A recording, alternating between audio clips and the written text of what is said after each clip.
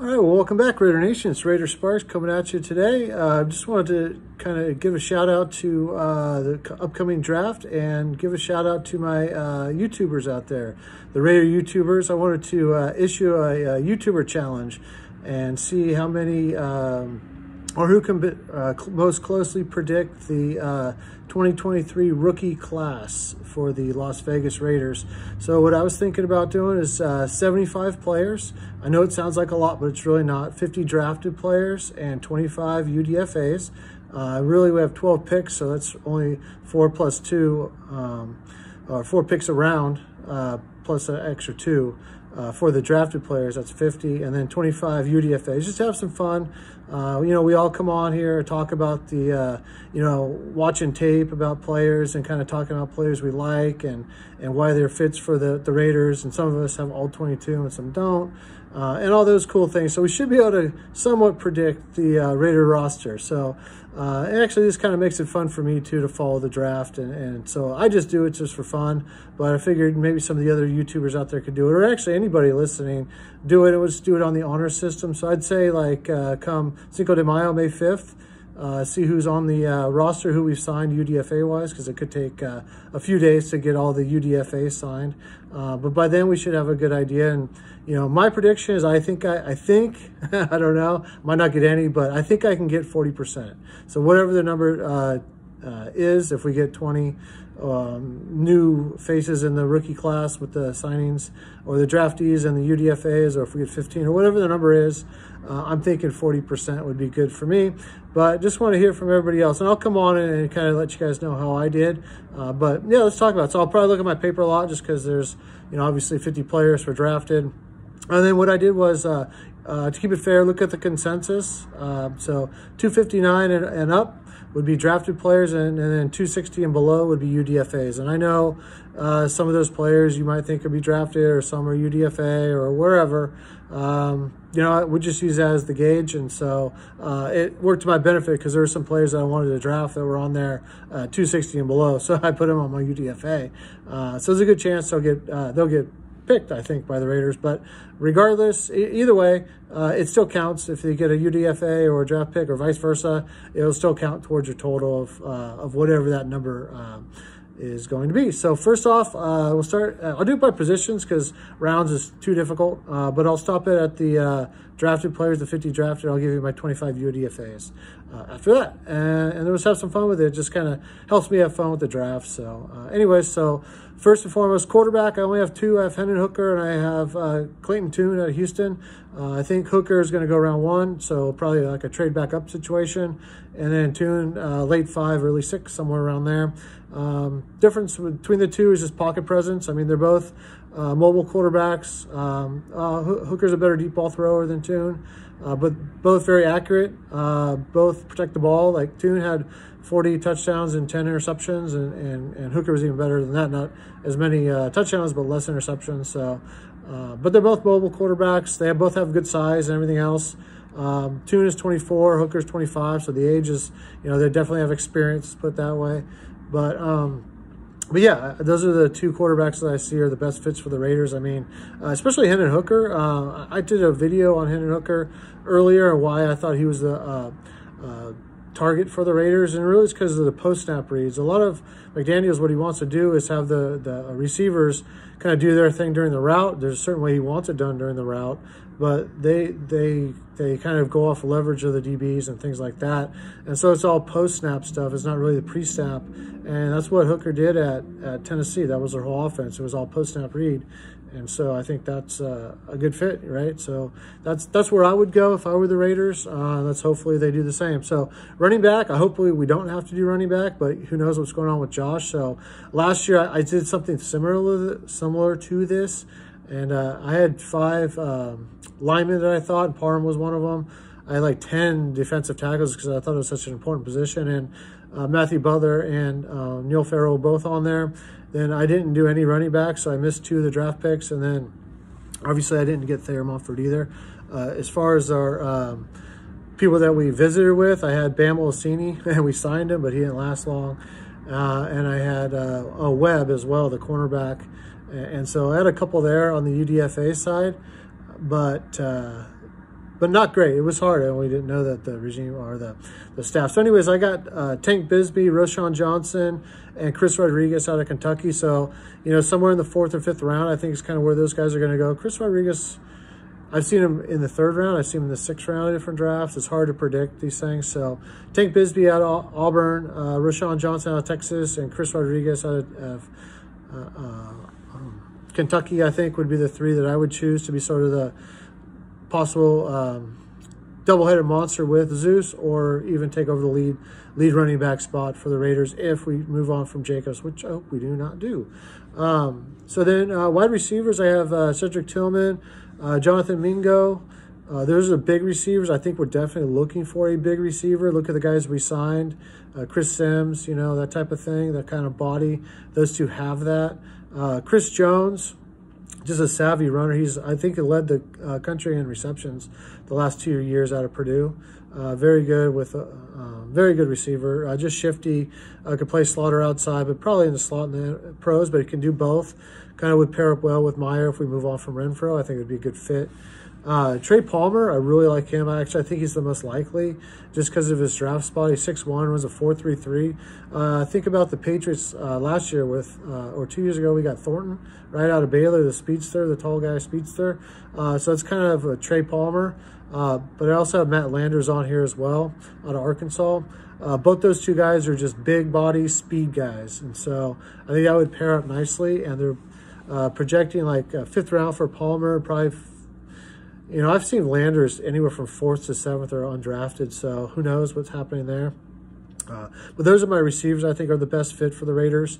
And then I have Kraft, the tight end out of South Dakota State. I think I didn't even do another tight end because that's the guy we're drafting. I mean, a lot of people have that already, but it just makes too much sense. I mean, physically, you look at it, he's almost the same from a combine or physical standpoint as Gronk. His best year stats were the previous year before this when he got hurt. And you compare those with Gronk's best stats, it's somewhat similar. Not only that, in the last year and a half, he's had 25 broken tackles, so he's got yak yardage. And there's no reason why we are not drafting this. I want to get one of the top 5 or 6 tight ends because it's such a strong tight end class. But I think he's the best one for us. He's the most well-rounded. He blocks very good on the move. He has some work to do with his inline blocking, but other than that, he's an absolute stud, and he breaks tackles. He's exactly what we want. So that's my tight end. I didn't even put another one. I have a UDFA, but no other drafted tight end. And then offensive linemen, I put a bunch of offensive linemen on here. One, because we have tackles, guards, centers, and we don't know what we actually want. You know, we don't know if we need a right tackle, if we need a right guard. We don't know how true we are to Andre James. If James goes, does Parman go to center, and we need a left guard all of a sudden? So I did a variety, and plus I think it's the strength of the draft, especially the interior line. And plus, a lot of these guys that I'm going to mention are actually tackles, but we project them to guards, or at least I do. So Skoronski in the 1st round, I think that's probably the most likely 1st round selection that we have, but definitely like him in the 1st round. He'd come in right away and play right guard immediately, no problem. And DeJuan Jones, the big tackle, you know, I think Trent Brown, Marcus Cannon, all the Super Bowls the Patriots run with a giant human at right tackle. Well, that's DeJuan Jones out of Ohio State. I actually think he might go in the 1st. I've seen mocks with him in the 3rd and 4th. That's ludicrous. He's going to go at least in the 2nd, but maybe possible outside shot at the 1st. And then Matt Bergeron out of Syracuse. 2nd or 3rd round, late 2nd, early 3rd. He'd come in and play right guard 1st right away, even though he was a tackle. He's going to be a very good guard in the league. Emil Ekiyor out of Alabama, another guy that can play guard or center. I'd have him play right guard again. He'd start for us immediately. It's funny, when I did this the first time, I didn't have any Bama or Georgia player, so oops. But anyways, Emil Ekiyor, when I saw him at the Senior Bowl, he was playing center. I was like, nah, I don't know. But he had never played center. He was experimenting, working on it, because I think the pros might see him that way. But he's a very good guard. He'd start right away for us. Brayton Daniels, tackle guard. Again, I think teams might keep him as a tackle. I think we might even keep him as a tackle if we get him, but he'll be a very good guard. Alex Forthright, if we move on from Andre James, out of Oregon, he's going to be a very good center in this league. Whoever drafts him, he's going to be a starting center. So City So out of Eastern Michigan. Very good player. Big body, strong. Did really well at the Shrine Bowl. Second top RAS score of all the interior offensive linemen. And just a big, solid guy. I think on the right side we want to go big, and then everybody else somewhat athletic, kind of the same size person. So would fit in perfectly on that big right guard spot, but he's super athletic. And then John Gaines at UCLA, one of the first guys I watched, the most athletic or the highest RAS score. And he can play all 5 positions. So you want to talk about position versatility, that's it right there. He would actually be a very good center for. He's very smart too. Ziegler talked about smarts on the line. His only college recruiter was Princeton, but last minute Chip Kelly gave him a scholarship to UCLA, and the rest is history. But yeah, he was going to go to Princeton. So I mean, and then Jordan McFadden out of Clemson. Tackle, probably undersized for a tackle, but he'll also be a very good guard in this league. So I think there are a lot of good interior linemen, a lot, some early, which I think we'll address, but a lot late too, which I just gave you a whole list of them. So those are my offensive guys, offensive drafted guys. So please like, share, subscribe. Again, this is a YouTubers challenge, but everybody can play at home. Do your top 50 drafted players, see how many you get, 25 UDFAs, and we'll find out after the draft. So let's move on to defense. So at cornerback, another strong point of the draft. I've got, I think we have 2 types of cornerbacks, man corners. I'm going to target also a big cornerback as well.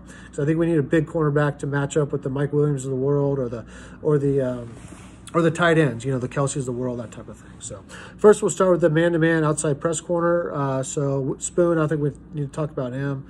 Forbes, be great in the 2nd round. Turner, DJ Turner out of Michigan in the 3rd round. And then Mekhi Blackmon, I really liked him in probably the 4th round, maybe 3rd. Probably the 4th round of USC. I think he's really good. I think he has a chance to be an excellent player in the league. I think would fit kind of what we're doing. There's some other guys I had to leave off here. I actually had to leave off quite a few. There's a lot of good cornerbacks, but the big cornerbacks, starting in the 3rd round, like Julius Trents, Corey Trice, maybe in the 4th round, Mekhi Gardner, LSU in like the 5th round, and then Rajon Wright, 6'1", or 6'2", sorry, went to 4.35, very long cornerback out of Oregon State, 6th round possibly. Why not, dude? Those are unbelievable measurables, and he's actually a pretty good player. So, and then safety, and I think one of the most likely targets for us is Quan Martin. He could be the 2nd round. He could be our 2nd round pick, to be honest with you. I think he's probably best off in the 3rd spot, but he's a safety cornerback, versatile player, does everything. And then Jason Taylor out of Oklahoma State, the 2nd. One of my favorite players in the draft. Guy I was on early. So yeah, I think maybe 5th, 6th round, probably 6th round would probably do it for him. And then I think we're going to target like a safety linebacker type. Marty Mapu's who I have here, but I have a couple other guys in the UDFAs I think probably even better, but they're just not rated as highly on the consensus yet. At Sam, I got, I think we should get a Sam linebacker, somebody that can rush the passer off the edge, be able to drop in coverage when we need him to. Yasir Abdullah out of Louisville, maybe the 5th round, 6th round. Let's see here, Isaiah Hampton at Appalachian State, and then Isaiah Land. I forget the college he was at. He was at a very small school in Florida. So sorry, A&M. I think Florida A&M, something like that. But he was at the Senior Bowl. Actually, Hampton and Land were at the Senior Bowl, and Abdullah was at the Shrine Bowl. I caught on to Abdullah at the Shrine Bowl because of special teams. He was making all the tackles on specials, and I was like, damn. And then I started reading up on him, and in practices, I couldn't believe it. He was covering everybody. Slot receivers didn't matter as a linebacker. He had like 46 QBR when targeted last year, but he had 9 sacks as well. So really good player, special teamer, what the heck. And then Hampton, very good rusher on the outside. Just not big enough for an edge rusher, I don't think. But he could drop in coverage, so he can give you some stuff there. And Isaiah Land has had a great offseason. He put on 10 pounds of muscle, was at the Senior Bowl. They asked him to play outside linebacker, played on the inside, off-ball linebacker, played on the inside, did great. He led the country last year in sacks, or the year before, 2021 in sacks. So he knows how to do that part. He got a sack in the Senior Bowl game. So I think anywhere from like the 5th to 7th round for these guys would be fantastic for us. Linebacker, Trenton Simpson's a badass. I've always wanted a bigger linebacker than we have and a faster one. He's both. He's young. He's 22. The next guy, Henley out of Washington State, he's 24. He's a better linebacker right now, and he's got the instincts. And one of the first guys I watched, and I really like him. I hope we draft him, but if we don't and we get Simpson, I think I'd even be more happy because of the upside. I think if Simpson was 24 with the experience Henley has, he'd be a better linebacker. So I think that's the way I would go there. Ventrell Miller, like the 5th, 6th round out of Florida for off-ball linebacker. I think he's highly underrated. I think he's going to be fantastic in the league. And then Mohamed Diabate out of Utah. He took on the Devin Lloyd role last year. Was really good at the Shrine Bowl. And so that's those are the 4 off-ball linebackers I'd be looking at, sort of kind of early 2nd, 3rd round, and then late 5th through 7th round. Again, it's probably the target for that. And the edge, one of the first guys I watched was Felix Uzomah. Butcher his name every time, but he's from Florida State. He was the Pac-12 Defensive Player of the Year. He's a badass. Great 3-cone. I don't know that we're in the market that early for an edge, but if we are, it'd be fantastic to get. And then Zach Harrison, just got all kinds of measurables. Got the measurables, you know, the Chandler Jones length, all that. Just doesn't have the production, I'll have to say, but he's young. So I could see us taking a shot in the 4th round at him. Maybe getting the heir apparent to Chandler Jones. And then I really like Colby Wood. He's maybe out of Auburn, maybe not even a fit for us, but I just like his toughness. They played him at tackle. I'd have him, he's like 275. I'd have him try to get down to 265 and just play edge. I think he's going to be a badass on the edge. And then Dylan Horton out of TCU, another long edge player, late rounder that we could possibly get. Baldonado out of Pitt. He was great at the Shrine Bowl. Another length. And then Robert Beal is my Georgia player. Super athletic, fast, got length as well, just no production. Doesn't have bend, so he has to figure out how to play without bend.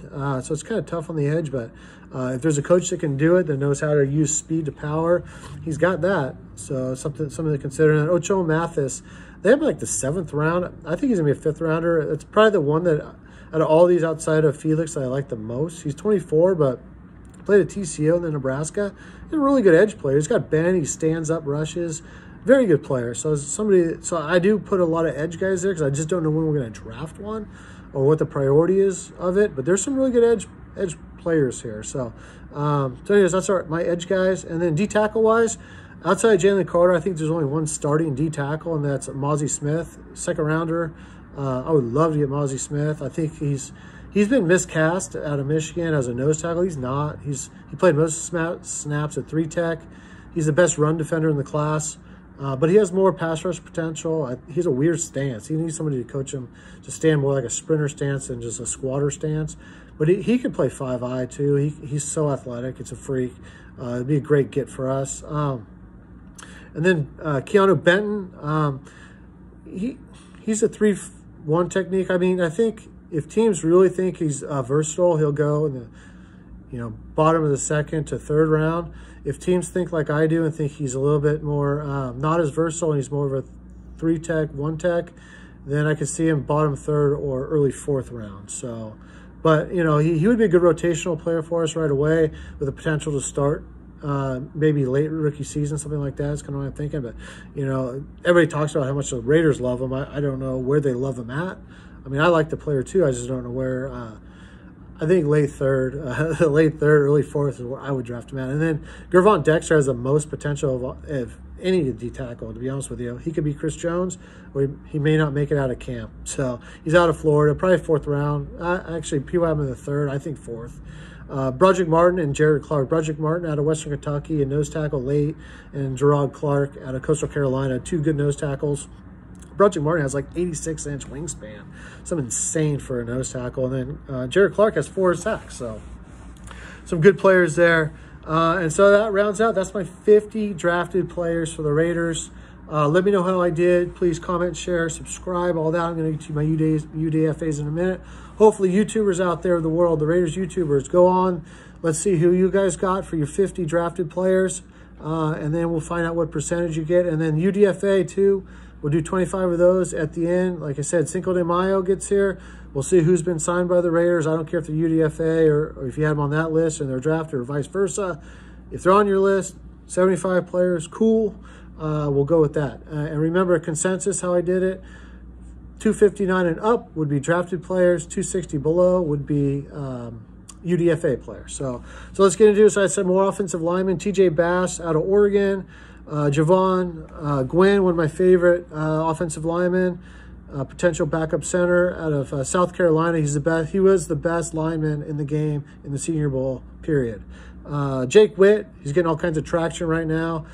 You know, his measurables are almost, if you write out his combine stats with Colton Miller, it's almost identical. It's kind of scary. And then Jordan Rhodes out of Arkansas State, formerly Ole Miss and South Carolina. He's a power guard. He moves, dude. He's got like an 86-inch wingspan as well.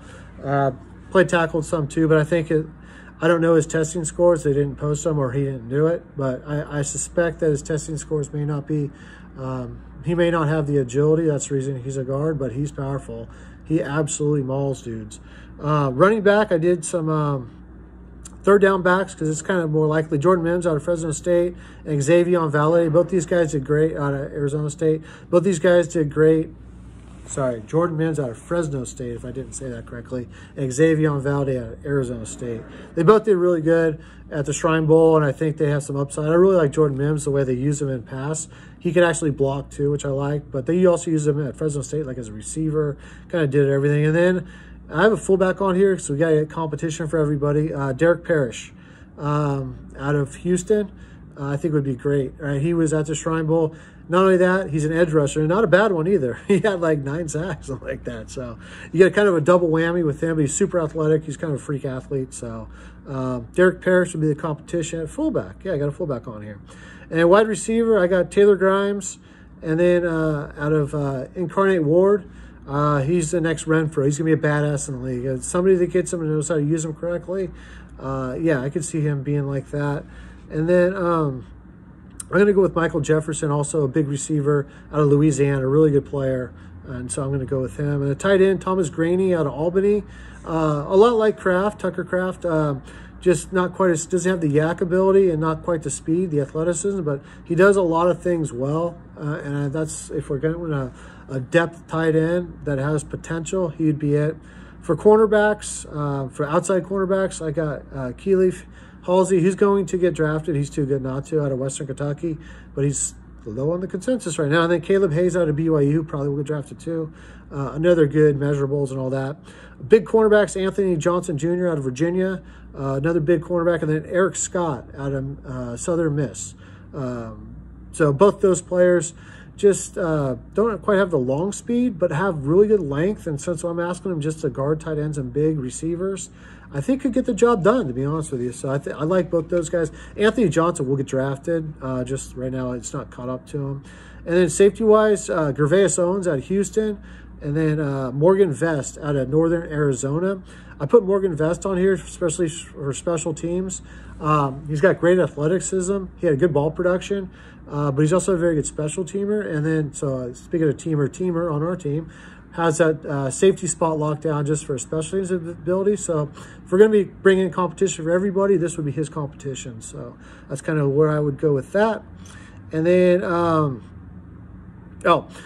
safety linebacker hybrid. I've got Charlie Thomas out of Georgia Tech. He's my favorite one out of this group. I think he's going to get drafted maybe like in the 5th or 6th round. He's really good. I would love the Raiders to get Charlie Thomas. He can do all kinds of things on the field. He's a small linebacker, but he makes big-time plays. And I'd play him at strong safety to get extra run support and have our 2 linebackers on the field.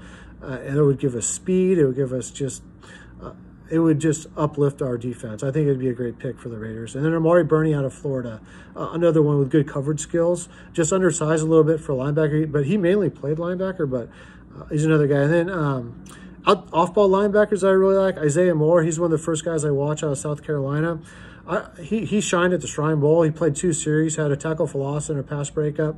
But at South Carolina, they use him a lot man-to-man defense, taking guys down the seam, things like that. So kind of, it looks similar to what we do. Ryan Greenhagen out of Fordham. He's just a football player, man. He had 31 tackles a year ago in 2021 against Nebraska. So yeah, Fordham, you think, oh, big deal. No, that was against Nebraska. He had 31 tackles. So give me some of that. Zari Barnes out of Western Michigan. Unbelievable athletic ability. Big linebacker. And then Ben Van Susteren, who led the Shrine Bowl out of Michigan State, led the Shrine Bowl in tackles, and again, an insane workout. So those would be my off-ball linebackers. And then D tackles, Jacob Slade, who's going to get drafted out of Michigan State, has all the measurables we were looking for. Was hurt last year. The year before that, had like 33 pressures, 4 sacks from the tackle position. But he's that typical 6'4", 295, long arms, 34-inch arms. He's everything we'd want. Devontae Maxwell would be another one out of Chattanooga. He had a badass career, really good player. And then, I have 51 on here, sorry. I'm going to do it anyways. Who cares? So I will take out, who am I going to take out? I'm not going to take anybody else. It's my video. I get an extra one. Robert Copper from Florida State, because I wanted to get a nose tackle in here. So we'll go with that. And then edge, to round it out, Jeremiah Martin from Washington. Guy's getting totally overlooked. I hope he gets drafted. I think he's a good player. He had 9 sacks last year. He's a beast. He's a stand-up edge rusher with all kinds of length. Just what we need. So that's it, guys. That's my 75, or actually 76. Sorry, I threw an extra one. If you want to do it too, go ahead. I just couldn't resist getting a nose tackle on the UDFAs. So that's everybody. I hope everybody participates. YouTubers out there, please do it. Those are all my guys. And, yep, that's it for now. Again, this is Raider Sparks. Please like, share, subscribe to the video. I'll do a mock draft or two before the draft, and then we'll get ready for Thursday, and we'll go from there. Thanks a lot.